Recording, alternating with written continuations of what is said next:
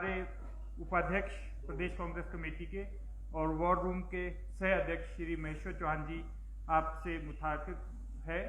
इनके साथ यूथ कांग्रेस के जनरल सेक्रेटरी शिवम राणा, अनिल सैन जी और आपके चिर परिचित हमारे spokesperson Shri GS Tomar ji भी मंच साझा कर रहे हैं।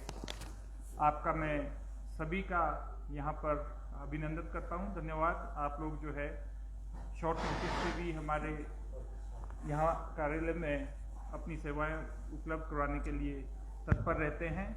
आप सभी का इसके लिए मैं हार्दिक धन्यवाद करता हूँ और श्री महेश्वर चौहान जी से आग्रह करता हूँ कि आज के विषय पे आप जो है प्रेस कॉन्फ्रेंस जारी रखें। धन्यवाद। सभी पत्रकार बंधुओं का स्वागत। जैसा कि आजकल चुनाव का माहौल है और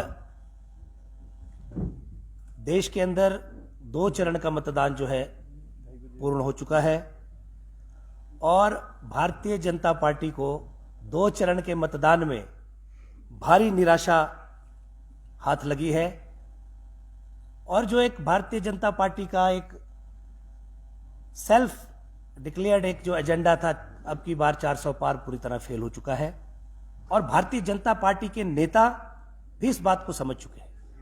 तभी आप अगर देखें तो आजकल भारतीय जनता पार्टी के राष्ट्रीय और प्रादेशिक नेता मुद्दा आधारित प्रचार नहीं करना चाहते।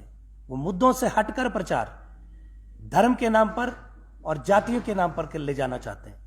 लेकिन हिंदुस्तान का अवाम जानना चाहता है, हिंदुस्तान का हर बेरोजगार जानना चाहता है कि भारतीय जनता पार्टी मुद्दा विहीन होकर, मुद्दों से हटकर अलग इधर उधर की बातें करके चुनाव प्रचार को प्रभावित करना चाहते हैं। जैसे जैसे चुनाव प्रचार आगे बढ़ रहा है, भारतीय जनता पार्टी बहुमत से दूर होती जा रही है और इस बात का आभास उनके नेताओं को भली भांति है। अब आप देखिए, चुनाव घोषणा पत्र कांग्रेस पार्टी का निकला, भारतीय जनता पार्टी के नेताओं को जो हमारे घोषणा पत्र में लिखा है वो नजर नहीं आ रहा, लेकिन उनको हिडन एजेंडा समझ आ रहा है।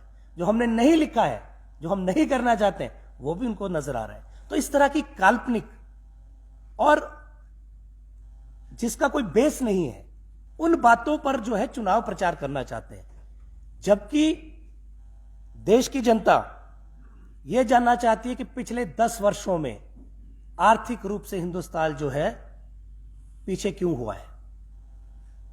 आपको याद होगा, भारतीय जनता पार्टी जब सत्ता में आई थी 10 वर्ष पहले, तो महंगाई और बेरोजगारी इनके 2 मुख्य मुद्दे थे। तो आप बताइए, क्या महंगाई पर आज ये लगाम लगा पाए? आज पेट्रोल और डीजल की कीमतें देखिए। और देश के प्रधानमंत्री हमेशा कहा करते थे, जब ये प्रधानमंत्री नहीं थे, विपक्ष में थे, कि जब रुपया गिरता है तो हिंदुस्तान की इज्जत गिरती है। आज क्या प्रधानमंत्री महोदय देश को बताएंगे कि आज रुपया जो है डॉलर की अपेक्षा में कहां खड़ा हो रहा है? 83 पॉइंट समथिंग आज तक के अपने निम्नतम स्तर पे रुपया आ चुका है। तो क्या भारतीय जनता पार्टी के लोग देश को बताएंगे कि ये कैसे हुआ है, इतना बड़ा डिबेकल कैसे हुआ? और पूरी तरह से जो केंद्र सरकार जो है आज एक्सपोज हो रही है। सिवाय इन्होंने केंद्रीय जो जांच एजेंसियां हैं, चाहे CID है, चाहे ED है, इनका दुरुपयोग करने के अलावा कोई भी इनके पास प्रचार का साधन नहीं था और आज पूरे देश के अंदर भय का माहौल है। एक तरह से मैं आपको कहूं कि देश में अघोषित आपातकाल जैसी स्थिति बन चुकी है। विपक्ष के बड़े बड़े नेताओं को चुन चुन कर निशाना बनाया जा रहा है। आप देखिए, कितने 2 प्रदेशों के मुख्यमंत्री को हिरासत में ले लिया गया और जो भी नेता भारतीय जनता पार्टी के खिलाफ मुखर होता है, जो भी नेता को वो अपने खिलाफ थ्रेट समझते हैं, उनके खिलाफ ED और CBI की जांचें शुरू हो जाती हैं। और अब तो सारी हदें पार हो गई है, निर्वाचित सरकारों को गिराया जा रहा है कि प्रयत्न हो रहा है और मुख्यमंत्रियों को जेलों में डाला जा रहा है। तो कहने का तात्पर्य यह है कि भारतीय जनता पार्टी के पास मुद्दा नहीं है, लेकिन इन चीजों से अपने आप में संजीवनी ढूंढना चाह रहे हैं। और इसी तरह मैं आपको बताऊं, हिमाचल के परिप्रेक्ष्य में बात करेंगे, लेकिन पहले आप बताइए कि जो कहा करते थे 15 लाख जुमला साबित हो गया। पेट्रोल डीजल की कीमतें जो आसमान छू रही हैं। और रुपया अपने निम्नतम स्तर पे आ चुका है, तो आप देश की प्रगति का आंकलन कर सकते हैं कि देश आगे बढ़ रहा है या कि पीछे हट रहा है।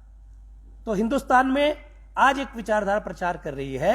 अब भारतीय जनता पार्टी इस बात पे आ चुकी है कि अगर इंडिया गठबंधन, जिसको लगातार देश के अंदर समर्थन मिल रहा है, अगर इंडिया गठबंधन की सरकार बनती है तो ये 6 महीने चलेगी। कोई कहता है ये 1 साल नहीं चल पाएगी, कोई कहता है ये सरकार का जो है टर्म पूरा कर नहीं पाएगी। एक बात तो इससे सिद्ध हुई है कि भाजपा ये तो मान रही है कि इंडिया का जो गठबंधन है वो जो है सबसे बड़ी पार्टी जो है भारतवर्ष के अंदर बनकर उभर रही है। इस बात से भारतीय जनता पार्टी अब जो है संतुष्ट हो चुकी है। तभी वो कह रही है कि कभी ये नहीं चल पाएगी।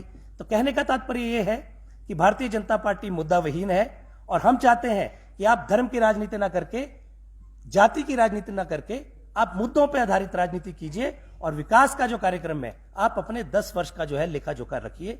इसी तरह हिमाचल प्रदेश के अंदर चुनाव जो हो रहा है, हिमाचल के अंदर चुनाव केंद्र के मुद्दे तो रहेंगे, लेकिन हिमाचलियत पर लड़ा जा रहा है। हिमाचल प्रदेश के मुद्दे भी प्रमुखता से हम उठाएंगे और भारतीय जनता पार्टी ने जो पिछले 5 वर्ष और पिछले 15 महीने में जो अपने कारगुजारियां की है, उसका भी जो हिमाचल प्रदेश के चुनावों में मुख्य मुद्दा हम बनाएंगे। आप देखिए कि भारतीय जनता पार्टी पिछले 15 महीने में हिमाचल की सरकार को स्थिर करने का प्रयास करती रही और एक विफल प्रयास, धनबल के सहारे ये हमारी सरकार को स्थिर करना चाहते थे लेकिन असफल रहे। और उसी तरह अब कह रहे हैं कि मोदी सरकार आएगी और मोदी जी के नाम पर वोट मांगने का प्रयत्न कर रहे हैं। लेकिन हम उनसे पूछना चाहते हैं कि आप बताइए, जब आप 5 वर्षों तक सरकार में थे तो आपने हिमाचल प्रदेश में क्या किया और हिमाचल के लिए क्या किया? आप बताइए कि जब कोरोना काल था, हिमाचल पे विपत्ति थी, तब भारतीय जनता पार्टी की सरकार हिमाचल में थी। क्या हिमाचल के लोग ये भूल गए कि आपने कोरोना काल में भी अवसरवाद किया? कोरोना काल के अंदर भारी भ्रष्टाचार हुआ और पीपीई किट की जगह रेनकोट सप्लाई किए गए और हेल्थ डिपार्टमेंट के अंदर बड़ा घोटाला उस तक हुआ और आपके जो प्रदेश के अध्यक्ष हैं उनको इस्तीफा देना पड़ा अपने पद से। तो आज हिमाचल की जनता उन बातों को भूली नहीं है। वो भी आज हिमाचल के जो मानस पटल है हमारे वोटर्स का, उस पर अंकित है कि भारतीय जनता पार्टी का कैसा आचरण रहा है। और पिछले पूरे 5 वर्षों में हिमाचल के अंदर जो कर्मचारियों को उत्पीड़न हुआ, हिमाचल की पिछली सरकार कर्मचारियों की देनदारियां नहीं दे पाई, भारी भरकम कर्ज लेकर, और कर्मचारियों की जो देनदारियां थी 92,000 करोड़ का बोझ जो है मौजूदा सरकार पे उन्होंने छोड़ा है। लेकिन जैसे ही हिमाचल की जनता ने हमें जनादेश दिया, कांग्रेस की सरकार हिमाचल में स्थापित हुई, हमने एक विकास पथ पर आगे बढ़ते हुए एक विकास का कार्यक्रम को आगे बढ़ाने का भरसक प्रयत्न किया और अपने साधनों से, अपने सीमित संसाधनों से प्रदेश को प्रगति के पथ पर आगे बढ़ाया। और जिसमें इतनी बड़ी विपदा, जो सदी की सबसे बड़ी विपदा है, वो हिमाचल में आई, फिर भी हमने अपने संसाधनों से, आज तक इतिहास में ऐसा नहीं हुआ, हमने हिमाचल सरकार के साधनों से 4500 करोड़ का बड़ा आर्थिक पैकेज जो है हिमाचल की जनता को राहत के रूप में दिया। और जो पहले छोटी छोटी राहत विपदाओं के अंदर हुआ करती थी, उसका आकार बड़ा किया और लोगों को इतनी राहत राशि मुहैया कराई कि जिसका घर पूरी तरह से क्षतिग्रस्त हो गया है वो अपना घर बना सके। इतनी राशि उसको मुहैया कराई कि जिसकी जो मकान टूटा है वो मकान बना दे, और जिसका जो पार्शियल डैमेज हुआ है उसकी भी हमने राशि बढ़ाई है। तो हिमाचल सरकार ने ये अपने साधनों से किया। और दूसरी तरफ भारतीय जनता पार्टी पूरी तरह से मूक दर्शक बन के रही। जब विपदा का दौर था हिमाचल प्रदेश विधानसभा के अंदर, जब सरकार ने केंद्र सरकार से आर्थिक पैकेज मांगने के लिए प्रस्ताव पारित किया, तो भाजपा विधायक दल ने उसका विरोध किया। और ये मुद्दे हिमाचल प्रदेश की जनता के सामने हम लेकर जाएंगे। और इसी तरह से आप देखिए कि ओपीएस के 9,000 करोड़ रुपए अभी भी केंद्र सरकार के पास फंसे हैं और भारतीय जनता पार्टी के लोग उसको दिलाने में कोई प्रयास नहीं कर रहे। उल्टा पूरे 15 महीने में अगर विपक्ष के नेताओं ने कोई कार्य किया है तो हमारी केंद्र से आने वाली राशि को रुकाने का किया है। और आप बताएं, हमने जो वादे किए थे, हमने बड़ी बड़ी, मैंने आपको बताया 1500 करोड़ रुपए की बड़ी योजना, बड़ा एक आर्थिक पैकेज जो कि हमारी सरकार के लिहाज से बहुत बड़ा है, उसका आकार बहुत बड़ा है, वो हमने प्रदेश की जनता के सामने रखा। और हमने ओपीएस बहाल करी। अब जो 1500, एक जो बहुआयामी योजना है, एक हमारी महिलाओं को सशक्त करने के लिए जो हमने एक योजना बनाई है, उसको भी हमने आरंभ कर दिया है। और पूरे प्रदेश में वो आरंभ होती इससे पहले महिला विरोधी भारतीय जनता पार्टी ने चुनाव आयोग में दस्तक दी और पूरे प्रदेश में जो वितरित होनी थी 1500 की राशि महिलाओं को, उसको रुकवाया है। तो ये महिला विरोधी ये सरकार रही, ये विचारधारा है। इसी तरह से पूरे प्रदेश में आज जो चुनाव प्रचार चला है, हमारे 2 लोकसभा के प्रत्याशी जो है चुनाव मैदान में है और भारतीय जनता पार्टी को उन दोनों से बड़ा मलाल है कि वो चुनाव क्यों लड़ रहे हैं। जयराम जी भी कह रहे हैं कि विक्रमादित्य को किसी साजिश के तहत चुनाव लड़ाया जा रहा है, पर मुझे लगता है कि ये जो साजिश है ये विक्रमादित्य के खिलाफ नहीं हो रही है, ये साजिश जो है जयराम जी के खिलाफ कहीं ना कहीं हो रही है। अगर उनको ये प्रतीत होता है कि विक्रमादित्य जो है वहां क्यों लड़ रहे हैं, तो मैं उनको बताना चाहता हूं कि भारतीय जनता पार्टी ने पिछले ही ये जो 3 विधानसभा के चुनाव हुए, उसमें अपने केंद्रीय मंत्रियों को विधायक के चुनाव लड़ाए। तो इनकी जो राजनीति के अंदर जो इनकी मेमोरी है वो बड़ी शॉर्ट है। इनको याद रखना चाहिए कि जो आज आप हम पे कह रहे हैं, आप पहले अपने गिरेबान में झांकिए कि आपने क्या क्या किया है। उसी तरह से आज विनोद सुल्तानपुरी जी मैदान में, तो सुरेश भारद्वाज जी का मैं बयान सुना था कि सुल्तानपुरी जी ने तो कभी जो है सांसद निधि नहीं बांटी। आप बताइए, एक ऐसे नेता जो पूरे हिंदुस्तान के अंदर रिकॉर्ड है, लगातार 6 बार जिन्होंने इस चुनाव क्षेत्र का प्रतिनिधित्व किया हो, उनके बारे में इस तरह की टिप्पणी करना, ये तो हास्यास्पद है। और आप मुझे बताइए कि सुरेश कश्यप जी जो है कहां कहां गए पिछले 5 वर्षों में, कौन कौन से क्षेत्रों में गए, आज लोग पूछ रहे हैं उनसे, जहां पे उन्होंने शक्ल तक जो है एमपी बनने के बाद नहीं दिखाई। तो इस तरह से आज हमारे 2 युवा लोकसभा के अंदर चुनाव मैदान में उतरे हैं। दोनों युवा चेहरे बहुत लोकप्रिय हैं और पूरी तरह से हमने कल भी वॉर रूम से बैठकर 2 लोकसभा सीटों का आंकलन किया जो वहां पे कार्यक्रम पार्टी का चल रहा है। तो भारी समर्थन इन दोनों के पक्ष में जो हमको मिल रहा है। और मैं दावे के साथ कह सकता हूं कि जिस तरह से भारतीय जनता पार्टी का आचरण रहा है पिछले 15 महीने का, उसको देखते हुए और पिछले 5 साल के अंदर जो सरकार में व्यापक भ्रष्टाचार था, चाहे वो कोरोना काल के वक्त था, चाहे वो सरकारी भर्तियों में हुए घोटाले, पेपर लीक हुए और पुलिस भर्ती में जो घोटाले हुए, ये सारी बातों को लेकर और पिछले 15 महीने में जो षड्यंत्र सरकार के खिलाफ भारतीय जनता पार्टी ने रचा, भागम भाग पूरे प्रदेश के अंदर की, तो मुझे पूर्ण विश्वास है कि इस भागम भाग में जो है हिमाचल प्रदेश के अंदर, लोकसभा के अंदर और विधानसभा के अंदर Bharatiya Janata party run out होगी और कंगना रनौत हिट विकेट होंगी। इस बात का मैं आपके सामने दावा करता हूं। और जैसे ही चुनाव प्रचार आगे बढ़ेगा, कांग्रेस पार्टी का प्रचार और ज्यादा तेज होगा और निश्चित रूप से जो है हम 4 सीटों पर बहुमत हासिल करेंगे। और हिमाचल की जो उपचुनाव 6 सीटों पर हो रहे हैं, वैसे तो हमारी सरकार को अभी भी कोई खतरा नहीं है, सरकार पूरी तरह से स्थिर है और आंकड़ों के हिसाब से पूरी तरह से सुरक्षित है।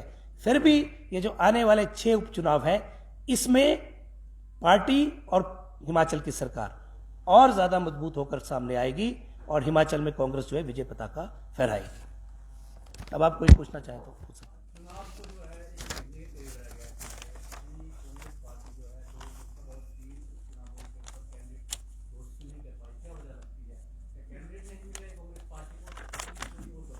कैंडिडेट बहुत ज्यादा है और पार्टी बड़ा सोच समझकर निर्णय लेना चाहती है।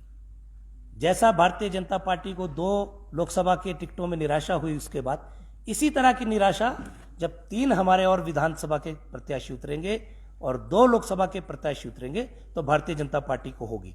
कांग्रेस के पास बहुत चेहरे हैं और पार्टी पूरे सर्वे के आधार पर और जीत की क्षमता के आधार पर यह आकलन कर रही है कि सबसे मजबूत प्रत्याशी कौन हो सकता है। और बहुत जल्द, अभी तो प्रक्रिया चली है और बहुत जल्द ही हमारे प्रत्याशी मैदान में उतरेंगे। अगर आप कह रहे हैं कि प्रत्याशी बहुत ज्यादा है, तो ये क्या वजह रही कि भाजपा के प्रत्याशी ज्वाइन किए हैं? देखिए, भारतीय जनता पार्टी ने जो प्रयास किया था वो तो असफल हो ही गया, लेकिन चुनाव के वक्त में बहुत चीजें हैं जिसका आकलन कर पार्टियां जो है अपने प्रत्याशी उतारती हैं। और आज विवेक शर्मा है, वो हमारी पृष्ठभूमि से आज तक कभी कांग्रेस के बाहर नहीं गए, हमेशा कांग्रेस के साथ रहे। और जहां तक राकेश कालिया का सवाल है, वो भी कभी भारतीय जनता पार्टी से चुनाव नहीं लड़े, हमेशा से, मैं तो उनके बचपन से उनको जानता हूं, हमेशा से कांग्रेस के समर्पित कार्यकर्ता रहे। लेकिन हाँ, पिछली बार जब चैतन्य जी को टिकट गया तो वो नाराजगी स्वरूप जो है भारतीय जनता पार्टी में गए थे, लेकिन कभी उन्होंने चुनाव नहीं लड़ा, कभी भारतीय जनता पार्टी का प्रचार नहीं किया।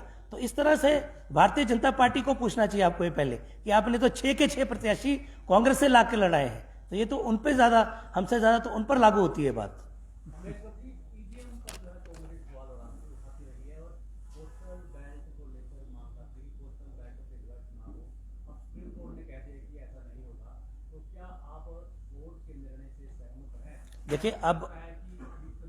देखिए, माननीय उच्च न्यायालय ने अगर कोई फैसला सुनाया है तो हम लोग तो न्यायालय का सम्मान करने वाले लोग हैं, और अगर हमने भी उससे पहले कोई आपत्तियां उठाई थी तो उसके पीछे तथ्य थे, तथ्यों के साथ में उठाई थी।